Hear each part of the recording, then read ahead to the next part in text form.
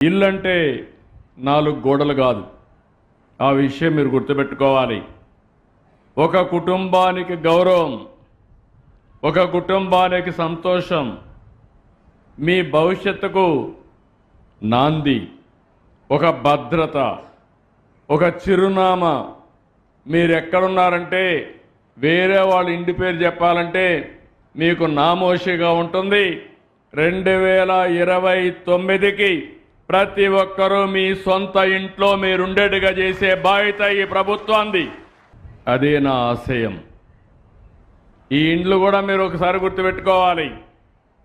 ప్రారంభించింది 1984లో ఎవరు ప్రారంభించారని అడుగుతున్నా.